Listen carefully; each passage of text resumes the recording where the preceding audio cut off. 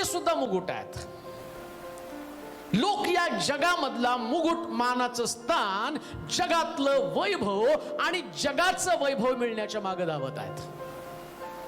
चढाओढ चालली, स्पर्धा चालली. कोणी ज्ञान मिळवण्यासाठी धावत आहे. जगातलं सगळ्यात मोठं ज्ञान माझ्याकडे असावं, सगळ्यात ज्ञानी मला लोकांनी म्हटलं पाहिजे, मी टॉपर असलं पाहिजे.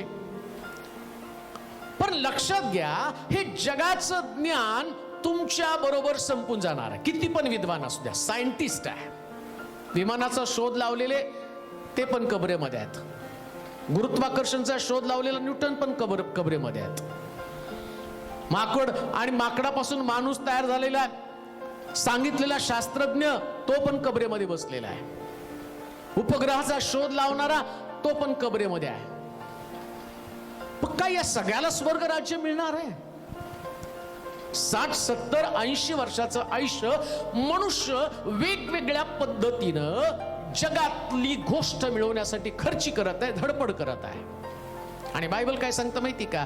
इफ्राईमातल्या मद्यप्याच्या दिवाखोर मुकुटाचा द्राक्षरसानं झिंगलेल्या सुपीक खोऱ्याच्या माथ्यावरील मोठी शोभा देणारे जे फूल, त्याचा समूळ नाश होत आहे. झिंगलेत सगळे जण.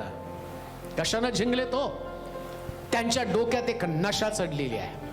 कशाची नशा चढलेली आहे? आणि त्यांची नशा त्याला काय सांगतात?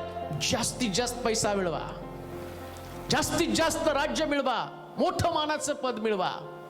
मग त्याच्यासाठी बरं काही, वाईट काही, चांगलं काय, लवाड काय, खोटं काय, कुठल्याच गोष्टीची पर्वा ते करत नाही. ते म्हणतात हे जगामध्ये आम्हाला टिकून राहायचं आहे, जगाच्या पद्धतीने आम्हाला चालायचं आहे. पैसा मिळवणं ध्येय, प्रतिष्ठा मिळवणं ध्येय.